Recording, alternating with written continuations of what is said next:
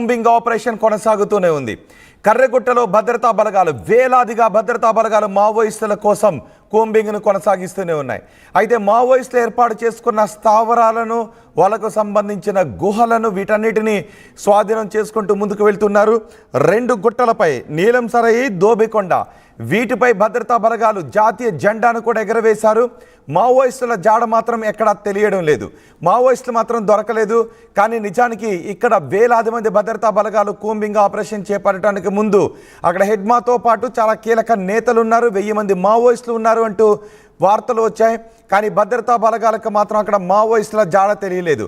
అయితే మావోయిస్టులు ఉపయోగించుకునే సొరంగ మార్గాలను మాత్రం స్వాధీనం చేసుకుంటూ ఉన్నారు. హెలికాప్టర్లతోనూ డ్రోన్లతోనూ మొత్తం కర్రెగుట్ట ప్రాంతాన్ని, బ్లాక్ హిల్స్ ప్రాంతాన్ని జల్లెడ పడుతూ ఉన్నారు.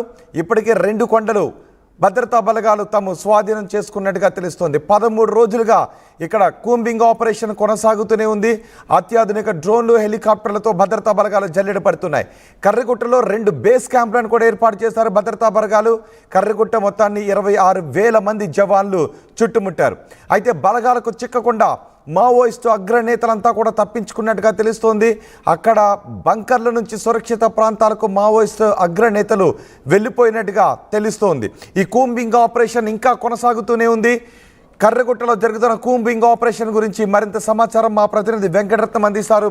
వెంకటరత్నం, కూంబింగ్ ఆపరేషన్ 13 రోజులుగా జరుగుతున్న మావోయిస్టుల జాడ మాత్రం తెలియలేదు. కానీ 2 కొండలను మా భద్రతా బలగాలు స్వాధీనం చేసుకుని జాతీయ జెండాను ఎగరవేశారు. ఇంకా అక్కడ జరుగుతున్న కూంబింగ్ ఆపరేషన్ వివరాలు ఏంటి? మావోయిస్టులు ఎటువైపు నుంచి తప్పించుకుని ఉండొచ్చు? అయితే ఇప్పటి వరకు 13 రోజులుగా కొనసాగుతున్నటువంటి ఆపరేషన్లో ఇక్కడ భద్రతా బలగాలు మాత్రం ఒక విధంగా చెప్పాలంటే ఏదైతే వీళ్ళు అనుకున్నటువంటి లక్ష్యం ఉందో, ప్రభుత్వం, కేంద్ర ప్రభుత్వం అలాగే ఛత్తీస్గఢ్ ప్రభుత్వం అనుకున్న లక్ష్యానికి మాత్రం వీళ్ళు చేరువుగా వెళ్తున్నట్టుగా మనకు తెలుస్తుంది. ఇప్పటికే ఇక్కడ నీలం సరాయ్ కొండలతో పాటు దోబే గుట్టలను కూడా పోలీసులు స్వాధీనం చేసుకున్నారు. దోబే గుట్ట పైన కూడా జాతీయ జెండాను ఎగురవేసి తాము చేస్తున్నటువంటి సెర్చ్ ఆపరేషన్ విజయవంతమైనట్టు ఒక సూచనలు మాత్రం ఆ జాతీయ జెండా ఎగురవేయడం వల్ల తెలుస్తుంది. ప్రస్తుతానికి ఇప్పటికి ఒక 2 మావోయిస్టులను పట్టుకున్నట్టుగా సమాచారం. కానీ అక్కడ పూర్తి స్థాయిలో ఇక్కడ మావోయిస్టులు అక్కడ ఉన్నారా లేరా అన్నటువంటి కోణంలో కూడా వీళ్ళకి ఒక అనుమానాలు అయితే కలుగుతున్నాయి. కానీ ఇక్కడ వాళ్ళు గుర్తించినటువంటి స్థావరాలను బట్టి చూస్తే గత కొద్ది రోజుల క్రితం కూడా ఇక్కడ ఒక భారీ సమావేశాలు కూడా జరిగినట్టుగా తెలుస్తుంది. అక్కడ పూర్తి స్థాయి ఆధిపత్యం కూడా గతంలో మావోయిస్టులు కనబరిచినట్టుగా ఒక 8 సొరంగాలను అయితే ప్రభుత్వం గుర్తించింది, బలగాలు గుర్తించాయి. అలాగే 100కు పైగా సొరంగాలు ఉంటాయన్నటువంటి కోణంలో కూడా పోలీసులు ఇక్కడ భద్రతా బలగాలు భావిస్తున్నటువంటి పరిస్థితి.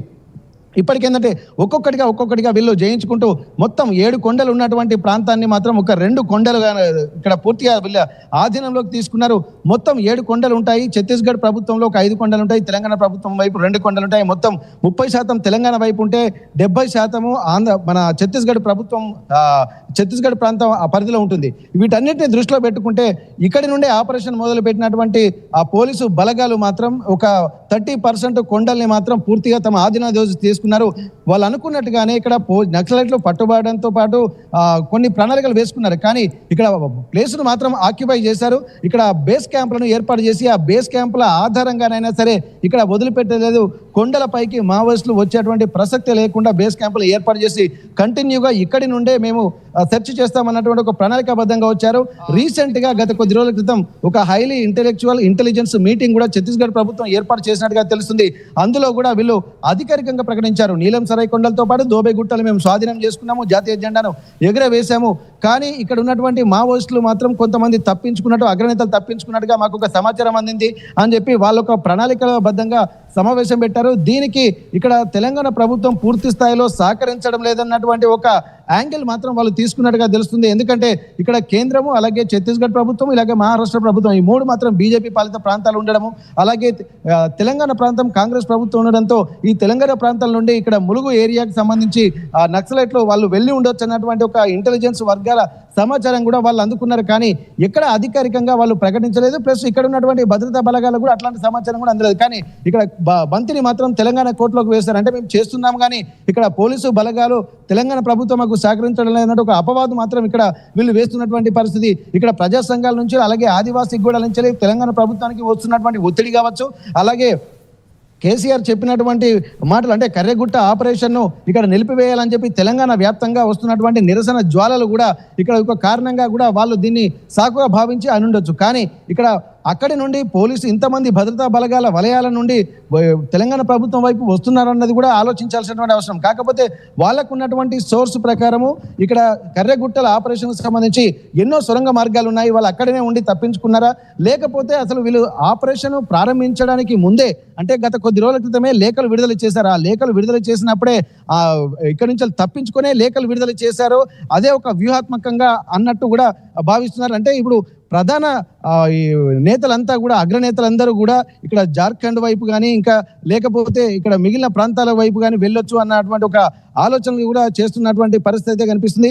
ఏదేమైనప్పటికీ కూడా ఇక్కడ ఆపరేషన్ కర్రెగుట్టలో 13వ రోజు కొనసాగుతుంది. ఇక్కడ బలగాలు మాత్రం గతంలో ఒక ముగ్గురిని మట్టుబెట్టినట్టుగా, ముగ్గురు మావోయిస్టులను హతమార్చినట్టుగా వాళ్ళు ప్రకటించారు. వాళ్ళ పేర్లను కూడా వివరాలు వెల్లడించారు. మొన్న జరుగుతున్నటువంటి ఆపరేషన్ లో కూడా మావోయిస్టులు తప్పించుకున్నారు అని అంటూ ఉన్నారు. కాబట్టి ఇంకా అంతే ఉధృతంగా మొత్తం 7 కొండల్ని కూడా అక్కడ 7 కొండలు ఉన్నట్టుగా తెలుస్తుంది. అన్నిటినీ స్వాధీనం చేసుకుని అక్కడ క్యాంపులను ఏర్పాటు చేయబోతున్నారా, లేదంటే వ్యూహాన్ని ఏమైనా మార్చబోతున్నారు ఇప్పుడు భద్రతా బలగాలు? ఎస్, ఇక్కడ వాళ్ళ వ్యూహం మాత్రం ప్రణాళికాబద్ధంగానే ఉంది. వ్యూహాన్ని అది కంటిన్యూ కొనసాగుతున్నది. ఇక్కడ వీళ్ళ ప్రధాన ఉద్దేశం కూడా ఇక్కడ మావోయిస్టుల ప్రాంతాన్ని వాళ్ళు స్వాధీనంలోకి చేసుకోవాలి, మావోయిస్టులు మళ్ళీ కార్యకలాపాలు అక్కడ ఉండకుండా చేసుకోవాలన్నది వాళ్ళ ప్రధాన ఉద్దేశం. ఇక్కడ మావోయిస్టులను పట్టుకుంటే ఇంకా మంచిది అన్నటువంటి కోణంలో వాళ్ళు ఉన్నారు. కానీ ఇక్కడ వాళ్ళు దొరికే పరిస్థితి అయితే కనిపించలేదు. ఎందుకంటే అడుగడుగు అణువణువు వాళ్లకు పూర్తి స్థాయిలో ఒక ప్రణాళికాబద్ధంగా వాళ్ళ ఉంది. కాబట్టి ఇక్కడ 26,000 మంది కాదు 1,00,000 మంది వెళ్ళినా కానీ, ఎందుకంటే అంత విస్తీర్ణమైనటువంటి ప్రాంతం అంటే 280 చదరపు కిలోమీటర్ల విస్తీర్ణంలో ఉంది. అంటే ఇక్కడ మనం ఒక వైపు నుంచి ఇంత పెద్ద దాని నుండి ఇంత పెద్ద విస్తీర్ణంలో ఉన్నటువంటి ప్రాంతంలో చూసినట్టయితే ఇక్కడ వాళ్ళు తప్పించుకోవడానికి కూడా అవకాశాలు చాలా ఉన్నట్టుగా అక్కడ ఉన్నటువంటి తెలిసినటువంటి వాళ్ళు కూడా చెప్తున్నటువంటి పరిస్థితి. కానీ ఇక్కడ హిడ్మాను అలాగే అగ్రనేతలు దామోదర్ లాంటి అగ్రనేతలను కూడా పట్టుకుంటారా లేదా అన్నది కూడా ఒక ప్రశ్నార్థకంగానే మారింది. కానీ వాళ్ళు ఇప్పటికే తప్పించుకొని తర్వాత వ్యూహాత్మకంగా లేఖ విడుదల చేశారు. అది తెలియక వీళ్ళు సర్చింగ్ ఆపరేషన్ పేరిట ఉంటున్నారు. మావోయిస్టులు ఉనికిని చాటుకోవడానికి కూడా కొంతమంది మాత్రం కర్రెగుట్టల ప్రాంతంలోనే ఖచ్చితంగా ఉన్నారు. వాళ్ళ ఇన్ఫర్మేషన్ ఎప్పటికప్పుడు అందించడానికి కూడా కొంతమంది అంటే ఒక 500 నుండి 1000 మంది వరకు అయితే పక్కా ఉంటారన్నటువంటి ఒక సమాచారం మాత్రం ఇక్కడ మావోయిస్టులు చెప్తున్నారు. అలాగే ఈ పోలీసు వర్గాలు, నిఘా వర్గాలు కూడా చెప్తున్నారు. వాళ్ళ కదలికలు ఉన్నట్టు గుర్తించిన తర్వాతనే వీళ్ళు సెర్చ్ ఆపరేషన్ మొదలు పెట్టారు. కానీ ప్రధాన అగ్రనేతలందరూ మాత్రం అప్పటికే తప్పించినట్టుగా బయట నిఘా వర్గాల సమాచారం మాత్రం తెలుస్తుంది. దీనికి సంబంధించి ఛత్తీస్గఢ్ ప్రభుత్వం కూడా ఒక ఇంటెలిజెన్స్ సమావేశం ఏర్పాటు చేసి అందులో ఉద్ఘాటించడాన్ని కూడా దీన్ని మనం పరిగణలోకి తీసుకోవాల్సి ఉంటుంది. రోహిత్.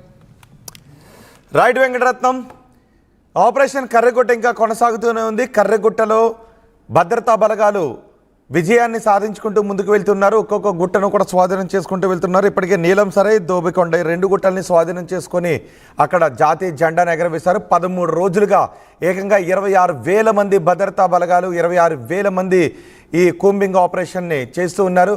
అత్యాధునిక డ్రోన్లు, హెలికాప్టర్లతో బలగాలు ఈ కర్రెగుట్టలో ఆపరేషన్ని కొనసాగించుకుంటూ వెళ్తున్నారు. కర్రెగుట్టలపై 2 బేస్ క్యాంపులను కూడా ఏర్పాటు చేశారు. కర్రెగుట్టలను 26,000 మంది జవాన్లు చుట్టుముట్టారు. అయితే బలగాలకు చిక్కకుండా మావోయిస్టులు తప్పించుకుని వెళుతూ ఉన్నారు. మావోయిస్ట్